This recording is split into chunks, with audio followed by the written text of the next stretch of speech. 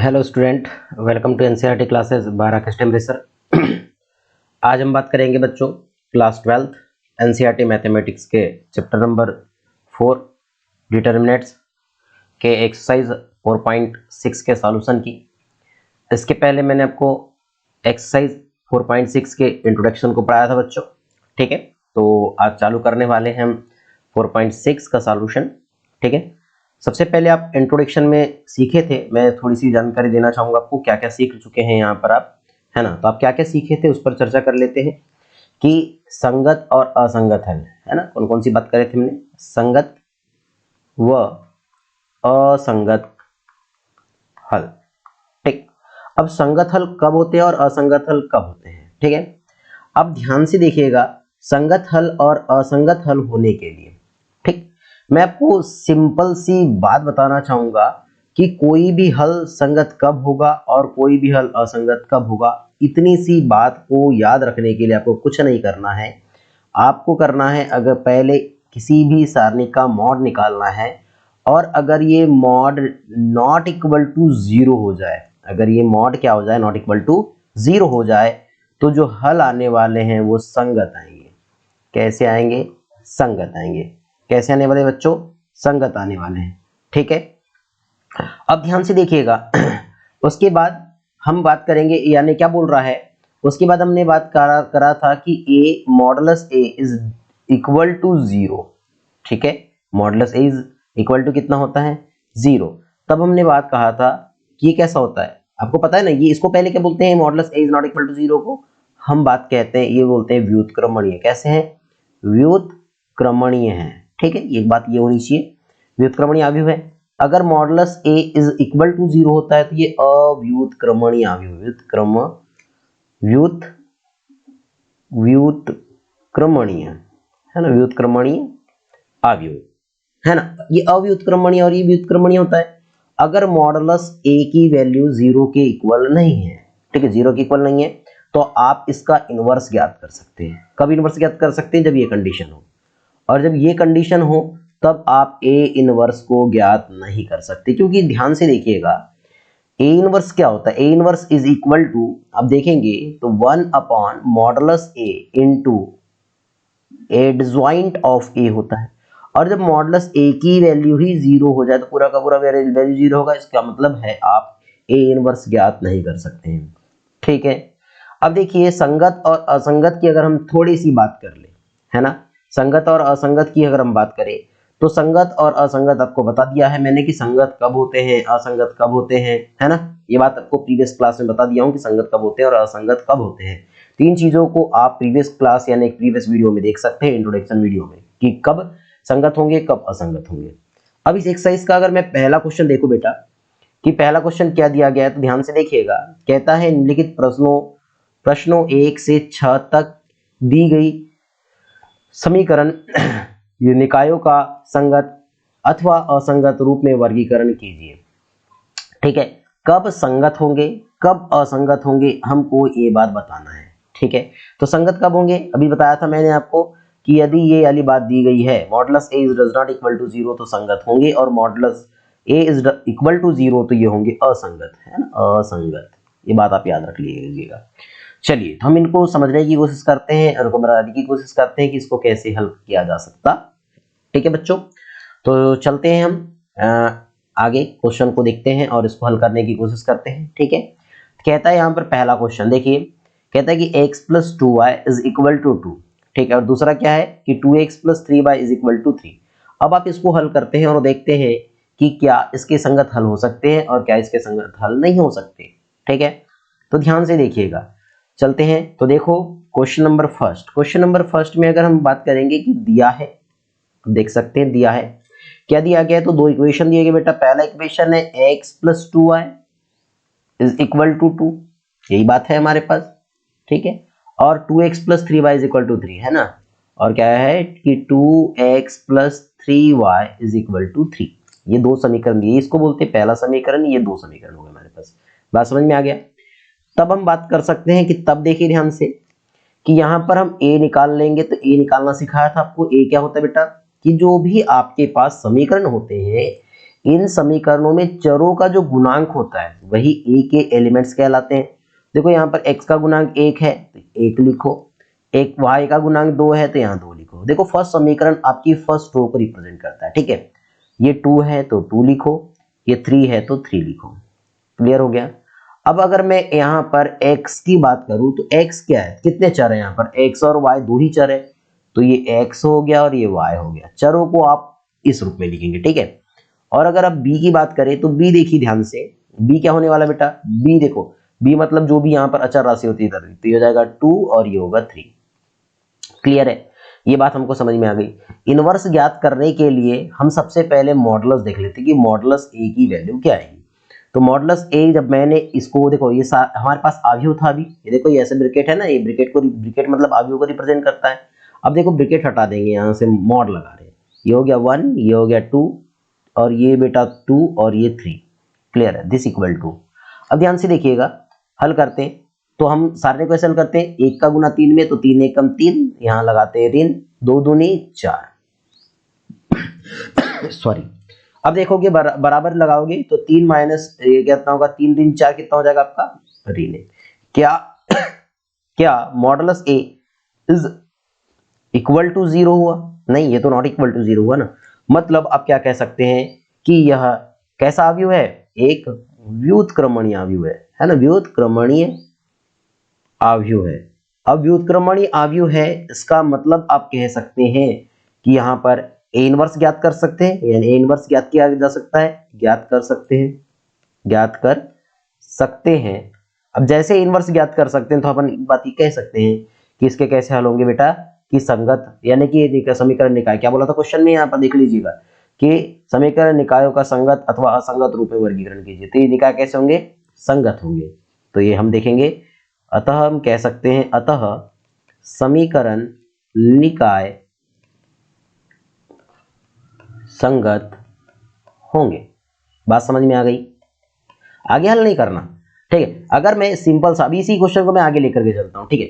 अब क्या कह देता, अब ये संगत है, अब देखो ध्यान से, संगत है इसका मतलब ए इनवर्स ज्ञात किया जा सकता है, इनवर्स ज्ञात किया जा सकता है, मतलब अब हम इसमें x और y के मान ज्ञात कर सकते हैं। बात समझ में आई।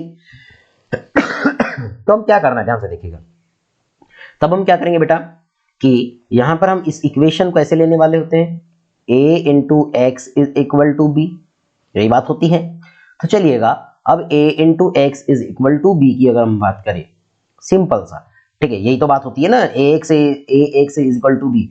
तो देखो ना ध्यान से, अब क्या करेंगे हम आगे, अब हम आगे लिखेंगे a की वैल्यू पहले, a की वैल्यू क्या हो जाएगी, ये होगा 1, ये होगा 2, ये होगा 2 और ये होगा 3, ठीक। उसके बाद x की वैल्यू मतलब x और y इज इक्वल टू, अब देखिए ये हो गया b की वैल्यू 2 और 3। क्लियर बात हो गई, इतनी बात समझ में आ गया। अब क्या करेंगे, फर्स्ट रो का मल्टीप्लाई फर्स्ट कॉलम में, तो हो जाएगा 1x जा x होगा, फिर क्या होगा ध्यान से देखिए, प्लस 2y जा 2y होगा। अब ध्यान से देखिएगा, अब आपके मन में एक विचार आना चाहिए कि कितनी रो कितनी कॉलम बनेगी। देखो ये कितने 2 क्रॉस 2 क्रम का है यहाँ पर मैट्रिक्स, और ये है बेटा 2 क्रॉस 1 क्रम का, इसका मतलब ये 2 क्रॉस 1 क्रम का मैट्रिक्स बनने वाला है, ठीक है। फिर 2 का गुना x में करेंगे तो 2x हो जाएगा, और 3 का गुना y के साथ करूंगा तो 3y हो जाएगा, ठीक है। अब दिस इक्वल टू क्या कंडीशन होने वाली है, ध्यान से देखिएगा, तो ये हो जाएगा 2, ये होने वाला है 3। क्लियर होगा, इतनी बात समझ में आ गई, 2 और 3 ले लिए। अब क्या बात करेंगे हम कि अब देखो ये दोनों बराबर मैट्रिक्स दिख रहे हैं, तो मैं बोल दूंगा समान आव्यूह की परिभाषा से, समान आव्यूह की परिभाषा से। अब समान आव्यूह की परिभाषा से क्या होता है बेटा कि याला फर्स्ट एलिमेंट के इक्वल हो जाएगा, मतलब x plus 2y is equal to 2, और ये जाएगा 2x plus 3y is equal to 3। इसको देंगे इक्वेशन नंबर फर्स्ट, इसको देंगे इक्वेशन नंबर, यानी फर्स्ट सेकंड तो दे देते, इसको दे देते हैं थर्ड, उसको दे देते हैं फोर्थ। क्लियर हो गया। अब देखिए इसको विलोपन विधि से बना दो, या आलेखी विधि से बना दो, या प्रतिस्थापन किसी से बना लो, एक्स वाई के मान निकाल देंगे यहाँ पर।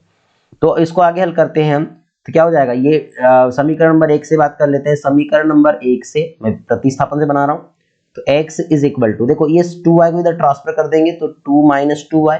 बात समझ में आ गई। अब क्या काम करेंगे हम, इस x की वैल्यू को समीकरण नंबर 4 में रखेंगे, मतलब जिस समीकरण से x की वैल्यू निकालते हैं उसमें नहीं रखते, दूसरे में रख देते हैं।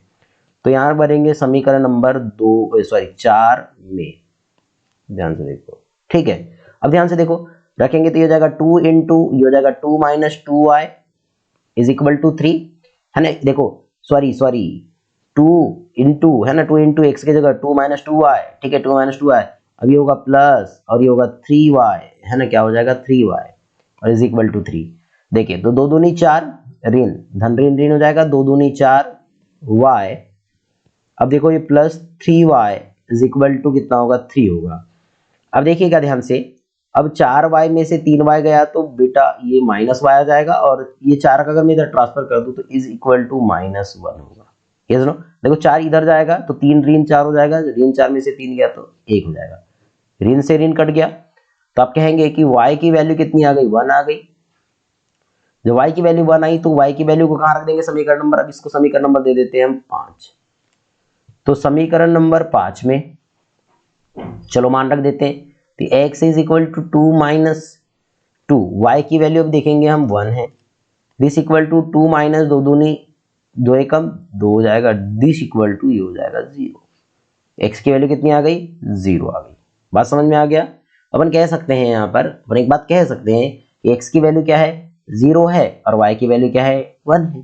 ठीक, इस प्रकार से हम x और y के मान निकाल सकते। क्लियर हो गया, बात सभी को समझ में आ गई, क्लियर है। चलिए, पर हमको बनाना क्या है, बनाना कहाँ तक है बेटा, ओनली बनाना यहाँ तक है। इन क्वेश्चनों को बनाना कहाँ तक है, यहाँ तक बनाना है। ये तो मैंने जो आपके क्वेश्चन शुरू होने वाले ना, कहाँ से शुरू होने, 7 से लेकर के 16 तक होने वाले, वहां तक का बता दिया हूँ, ठीक है। और बाकी इतना नहीं करना आपको, सिंपल सा 6वीं तक बताना है, संगत और असंगत की बात को क्लियर कर देना है। क्लियर है, चलिए ठीक है, आगे चलते हैं, देखते हैं सेकंड क्या दिया गया है। 2x minus y is equal to 5, है ना, क्या दिया गया है 2x, ध्यान से देखिएगा, सेकंड वाले को देख लेते हैं। कहता है कि 2x minus y is equal to 5, clear है, हाँ ठीक। फिर x plus y is equal to 4, फिर x plus y is equal to 4। अब ध्यान से देखेंगे, यहां से तब मैं कह दूं, तब सीधे a की वैल्यू निकाल दूं यार, a is equal to, a देखेंगे आप, a कितना होगा, ये होगा 2, देखो y का गुणांक कितना हुआ है, -1 है, तो -1, ये हो जाएगा 1 और ये होगा 1, ठीक है। अब मैं एक बात बोलूं क्या आपको, क्या आप यहाँ पर, अब देखिए ध्यान से, a की वैल्यू निकाल चुके हैं तो x की वैल्यू निकाल सकते हैं कि नहीं, तो x की वैल्यू क्या होगी, x की वैल्यू x और y होगी, ठीक है। b की वैल्यू अब देखेंगे तो b की वैल्यू क्या होगी बेटा, ये होगा 5 और 4 होगी। बात समझ में आ रही, कहां से रख रहे हैं, ठीक है। x की वैल्यू देखो जो चर दिख रहे हैं वो, और y की वैल्यू देखो ये अचर दिख रही है। अब हम क्या बात करेंगे, अब देखिए यहाँ पर मॉडुलस a निकाल देते हैं, तो modulus a is equal to कितना होगा, ये होगा 2 माइनस 1 1 और ये 1, दिस इक्वल टू 2 एकम 2, फिर देखो यहाँ ऋण होता है तो 1 एकम 1 बट ऋण 1, तो ऋण ऋण धन धन 1 बराबर कितना आ गया 3। तो modulus a is does not equal to 0, अतः आप कह सकते हैं, अतः निकाय के कैसे हल है, निकाय के संगत हल है। कैसे हल है बेटा, संगत हल है। यहां तक बात समझ में आ गई। अब समझ में आया ना संगत हल कैसे निकाल रहे हैं, क्लियर है। अगर मॉडुलस a की वैल्यू अगर 0 हो जाए तो असंगत हल है, क्लियर हो गया। देखते हैं चौथा क्वेश्चन, सॉरी तीसरा क्वेश्चन। तीसरा क्वेश्चन क्या दिया गया हमारे पास, कहता है x plus 3y is equal to 5, है ना, x plus 3y is equal to 5, clear. और दूसरे को अगर हम देखें तो दूसरा इक्वेशन क्या है हमारे पास, 2x plus 6y is equal to 8, है ना, 2x plus 6y is equal to 8। तो देखिए 2x plus 6y is equal to 8, क्या मैं इसको इक्वेशन नंबर फर्स्ट दे दूं तो इसको इक्वेशन नंबर सेकंड में बनाऊंगा, तो क्या इसको ऐसा लिख सकता हूं, देखो दोनों में से मैं क्या, तो दोनों पक्षों में 2 का भाग दे दो तो केवल x बच जाएगा, प्लस अब यहाँ पर 2 का भाग दे रहे थे 3 बच गया, y इज इक्वल टू, या 2 का भाग दे रहे तो 4 बच गया, समीकरण नंबर 2 इसको दे देते हैं। बात समझ में आई। अब देखिए, अब यहाँ से a निकाल देंगे, a की वैल्यू देख लीजिए यहाँ पर क्या होगी, a की वैल्यू देखेंगे तो ये 1 हो गया, देखिए x का गुणांक 1 है, यहाँ x का गुणांक 1 आ गया, ठीक है। 3 है y का गुणांक 3 हो गया, y का गुणांक 3 है, ठीक है। अब देखिए x की अगर वैल्यू देखना चाहेंगे आप तो ये x और y ही रहेगा, और आप b की वैल्यू देखना चाहेंगे तो b क्या हो जाएगा बेटा 5 और 4 होगा, चलिए अब मॉडुलस ए निकाल देते हैं। Modulus A is equal to क्या होगा, तो बेटा 1 होगा, 3 होगा, 1 होगा, 3 होगा, ठीक है। दिस इक्वल टू 3 एकम 3, फिर 3 एकम 3 बराबर कितना आ गया, 0 आ गया प्रश्न क्रमांक 3 में। अब प्रश्न क्रमांक 3 में 0 आ गया है ना। अब प्रश्न क्रमांक 3 में 0 आया। अब एक बात हम समझ सकते हैं यहाँ पर कि जब प्रश्न क्रमांक 3 में 0 आया तब देखो modulus A is does not यानी कि इज इक्वल टू 0 आ गया। अब ये क्या आ गया, व्युत्क्रमणीय अवयव आ गया, व्युत्क्रमणीय अवयव है ना। अब कौन सा अवयव है ये, व्युत्क्रमणीय अवयव है। अब व्युत्क्रमणीय अवयव है तो हम सिंपल सी बात देख सकते हैं कि इसका ए इनवर्स ज्ञात किया जा सकता है क्या, नहीं। लेकिन संगत हल होंगे कि नहीं होंगे, देखो 3 कंडीशन हमने देखे हैं कि एक तो पहली बात हो जाती है कि दो रेखाएं एक दूसरे को प्रतिच्छेद करती है तब संगत हल होते, कक्षा 10 में देखा था हमने, है ना। उसके बाद जब दो रेखाएं समपाती हो जाती है, तब जब दो रेखा कैसी हो जाती है, समपाती हो जाती है, एक के ऊपर एक चलती है, तो क्या होते हैं, इसके संगत हल होते हैं। लेकिन दो रेखाएं कैसी हो जाए, समांतर हो जाए, कैसी हो जाए बेटा, ये यहाँ पर समांतर हो जाए, दो रेखा कैसी हो जाए, ये समांतर, सॉरी है ना, ये क्या होगा, समांतर हो गई। जब दो रेखाएं समांतर है तो इसके हो जाते हैं, देखो इसके भी संगत, इसकी भी संगत और इसके भी संगत होते हैं, ये संगत हल होते हैं, ठीक है। और जब समांतर होती है इसके क्या होते हैं, असंगत होते हैं, असंगत होते हैं। अब ध्यान से देखो, लेकिन इस कंडीशन में पहले वाले इसमें देखोगे आप तो इसमें A modulus A is does not equal to 0 आता है, लेकिन दो कंडीशन में देखोगे तो modulus A is equal to 0 आता है, एक बात याद रखना है। अब ध्यान से देखो कि यहाँ पर संगत और असंगत को कैसे डिफाइन करेंगे, क्लियर है, इस बात को समझ गए। तो देखिए इसको कैसे आप हल करने वाले हैं, इस पर हम थोड़ा सा आगे चलते हैं। तो देखिए अब इसको कैसे करेंगे कि यहाँ पर आप एड ज्वाइंट ए इंटू बी निकाल दो, है ना, एड ज्वाइंट ए इंटू बी निकाल दो।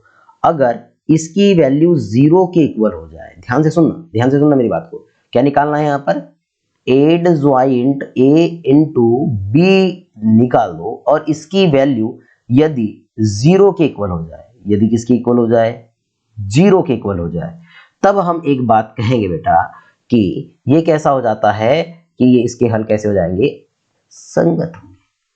कैसे होंगे, संगत होंगे।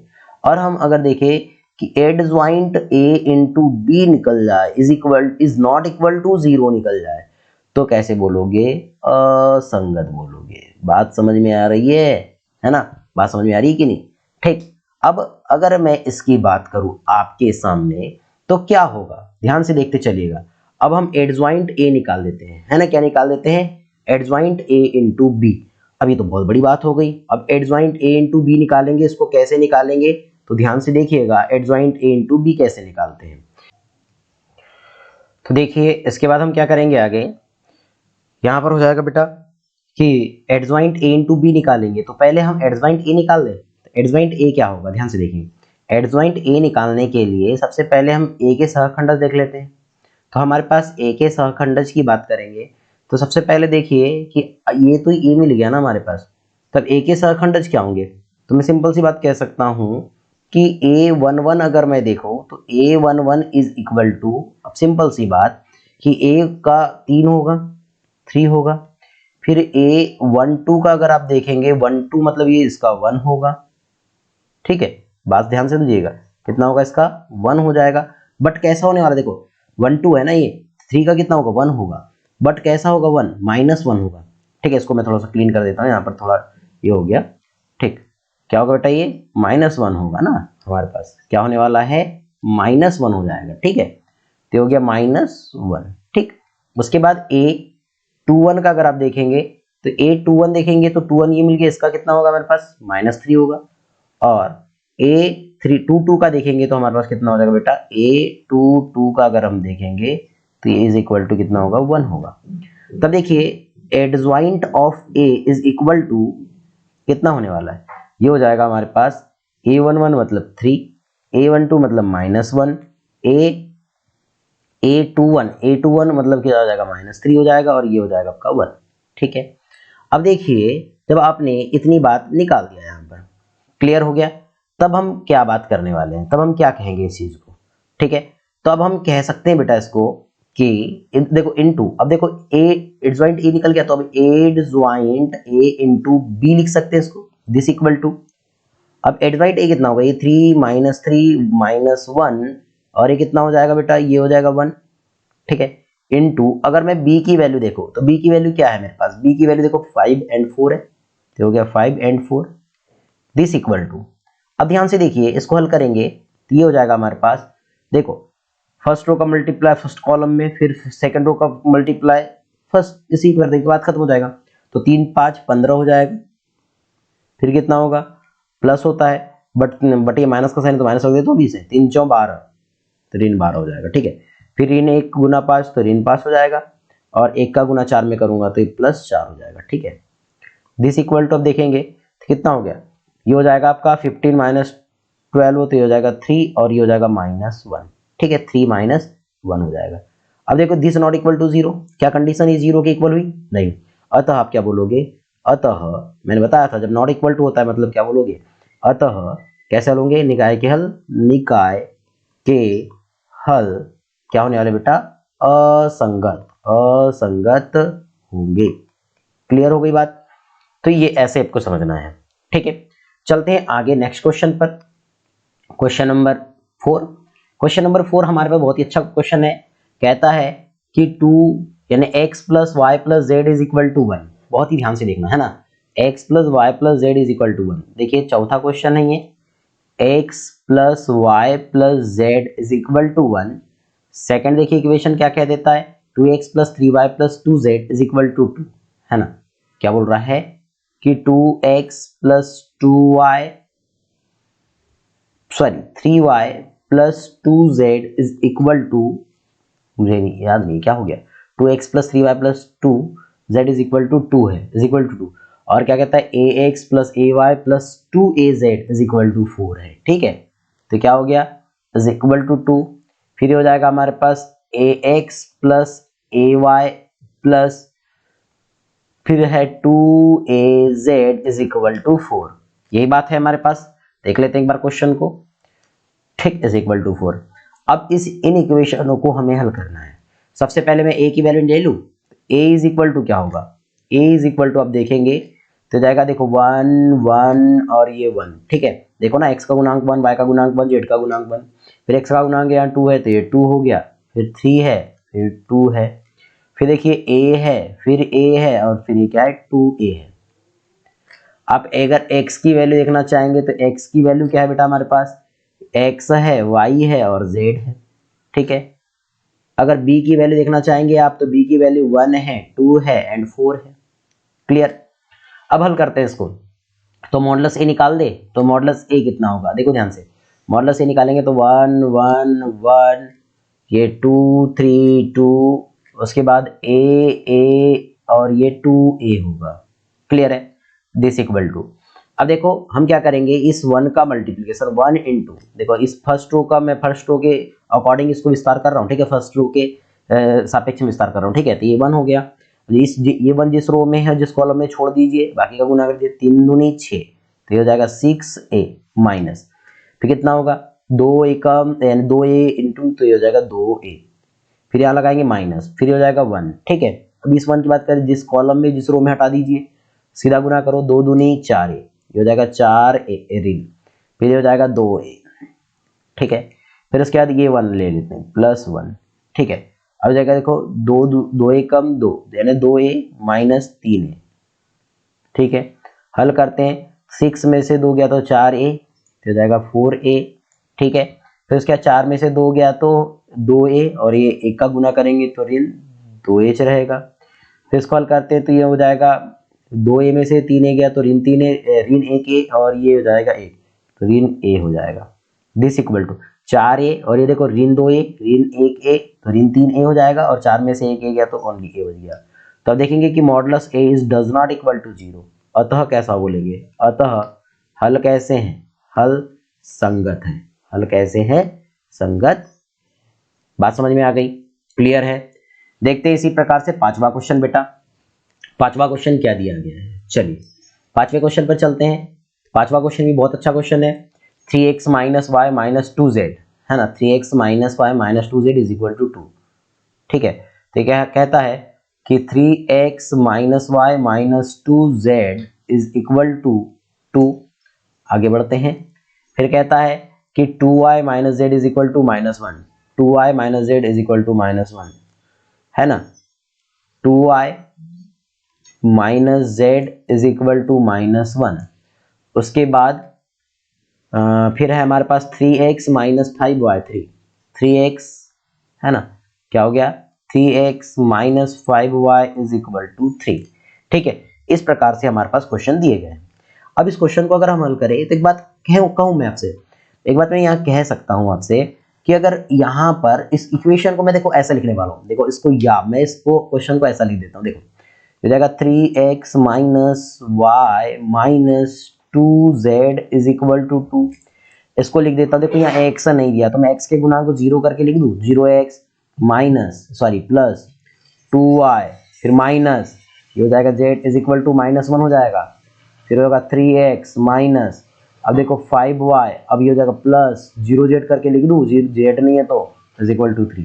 अब 3 दिख रहे हैं, तो अब यहाँ पर आप क्या कह सकते हैं, चलो मैं इस क्वेश्चन को ऐसा कर देता हूँ, ठीक है। अब क्या कह सकते हैं यहाँ पर, a ले लूँ मैं, a क्या होगा बेटा, देखो बताओ जल्दी से, a होगा 3 माइनस 1 और ये -2, ये होगा 0 2 माइनस 1 और ये हो जाएगा 3 माइनस 5 और ये होगा 0।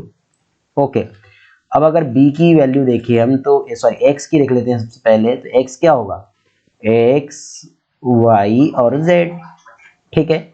उसके बाद z की अगर हम सॉरी अगर हम b की वैल्यू देखें तो b की वैल्यू क्या होगी, तो b की वैल्यू देखेंगे तो 2 माइनस 1 3, तो होगा 2 माइनस 1 और -1 और ये होगा 3, ठीक है।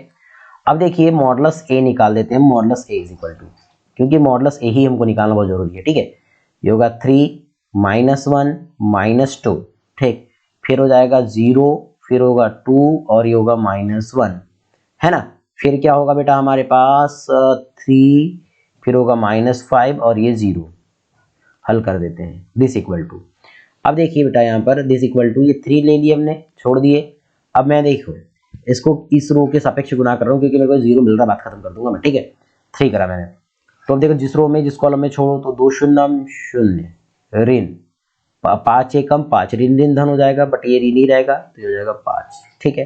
फिर क्या होगा बेटा, ये हो जाएगा आपका -0, फिर 0 का मैं किसी भी राशि का मल्टीप्लाई करो वही रह जाता है, छोड़ दो, फिर ये क्या होगा आपका, फिर ये हो जाएगा बेटा प्लस, है ना। अब ये होगा 3, अब ये जिस रो में या जिस कॉलम में छोड़ो, 1 एकम 1 ऋण 2 दूनी 4, बट ऋण 4 होगा तो ये धन 4 कर देते हैं, ठीक है। अब इसको अगर आप हल करते हैं दिस इक्वल टू, तो 5 हो गया, ऋण 5 करेंगे 3 में गुना तो ये हो जाएगा 15, फिर ये हो जाएगा 4 और ये 5, है ना, 4 और कितना हो गया 1 5, 5 और ये दिया 5 दिया 15 हो जाएगा, हल करोगे कैंसल आउट हो गया, दिस इक्वल टू कितना आ गया 0 आ गया। मतलब आपने यहाँ पर बात देखा, यहाँ पर एक बात देखा कि modulus a is equal to कितना आ गया 0 आ गया, आया ना, modulus a is equal to 0, मतलब ये क्या है, एक अव्युत्क्रमणीय अवयव हो गया। मतलब अब एडजॉइंट a देख ले, अब एडजॉइंट a देख ले, है ना, कैसे हल होगा एडजॉइंट a। तो एडजॉइंट a निकालने के लिए सबसे पहले मुझे क्या करना पड़ेगा, a11 निकालना पड़ेगा। तो a11 देखिए ध्यान से, a11 का मतलब ये वाले एलिमेंट के लिए निकालेंगे, है ना। अब देखो a11 11 है मतलब पॉजिटिव रहेगा। अब ये 2 0 0, ध्यान से देखिएगा, एक एक कंडीशन को मैं लिख रहा हूँ, कैसे अच्छे से लिखना चाहूँ, लिखो कैसे लिखना चाहेंगे आप अच्छे से, चलो देखो लिख लेते हैं अच्छे से। देखो फार्मूला क्या होता है, पहले उस फार्मूले की बात करते हैं, यहाँ पर फार्मूला लिख देता हूँ, है ना, अलग इंक से लिख लेते हैं, आपको समझ में भी आ जाना चाहिए, ठीक है। चलिए अलग से इंक ले लेते हैं हम, यहाँ पर येलो इंक ले लेते हैं, ओके। चलिए अब क्या बात कर लेते हैं, ये होता है बेटा aij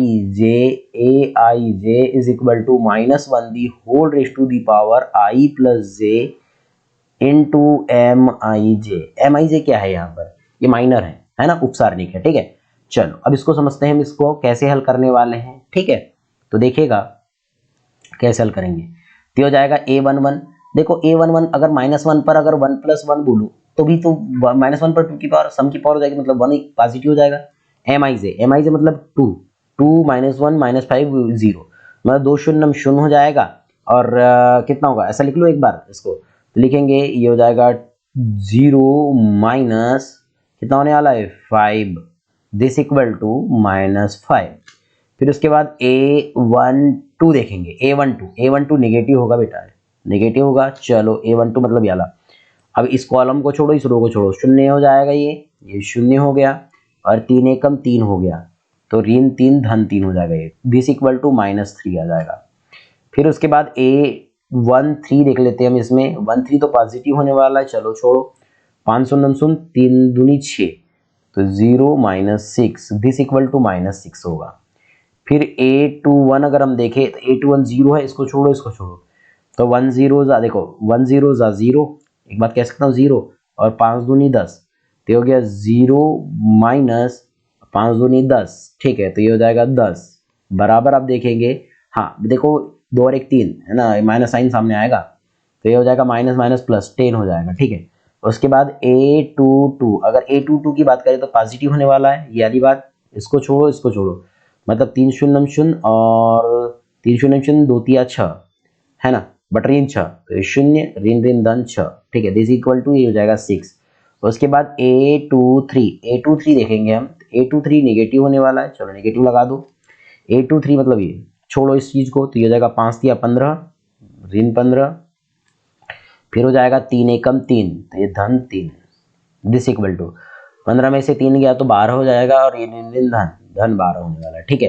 फिर उसके बाद A31 अगर हम देखें तो A31 क्या होने वाला है हमारे पास, A31 होगा बेटा, A31 निकाल देंगे, A31 A32 और A33, ठीक है, A31 A32 और A33 निकाल देंगे। क्लियर है? अब ये कैसे निकलेगा ध्यान से देखिएगा। A31 अगर हम बात करें, A31 कितना होने वाला है यहाँ पर देखिएगा, A31 ये जिस रो में जिस कॉलम में छोड़ दीजिए इसको, एक एकम 1 हो जाएगा, बट ये कैसा पॉजिटिव होने वाला है, एक एकम 1, यही बात होने वाली है ना। देखो एक एकम 1 पॉजिटिव हो जाएगा, ये यहाँ ऋण रहता है, 2 दूनी 4, पर ऋण ऋण धन 4 बराबर कितना होने वाला है, 5 होने वाला है। अब इन दो की अगर मैं बात करूं तो यहाँ पर मैं दिख रहा हूं, तो यहाँ पर क्या हो जाएगा, आपको ये चीज समझ में नहीं आने वाली है, एक लाइन तो आ जाएगी हमारे पास, और उसको भी नीचे लिख लेते हैं, कोई बात नहीं, चलो ठीक है। दिस इक्वल टू, ये निगेटिव होगा बेटा, निगेटिव होगा। उसके बाद देखिए A32, ये इस रो यानी इस कॉलम में इस रो को छोड़ो, तो 3 एकम 3 कितना होगा, ये होगा 3 एकम 3 है ना, कहाँ गया ये है ना, 2 3, 3 एकम 3, बट ऋण 3 होगा ये, और 2 शून्य शून्य ऋण शून्य बराबर ये धन 3 हो जाएगा।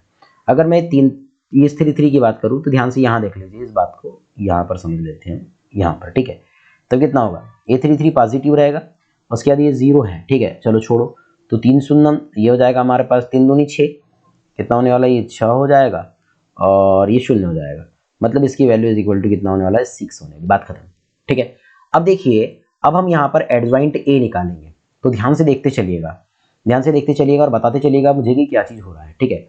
तो हम क्या बात कर लेते हैं, एडजॉइंट A, एडजॉइंट A लिख ले, एडजॉइंट A अब क्या होगा वो ध्यान से देख लेते हैं। तो एडजॉइंट A में आप देखेंगे बेटा, ये होगा -5 -3 -6 है ना, -5 माइनस, ये हो गया -5 -3 -6, ठीक।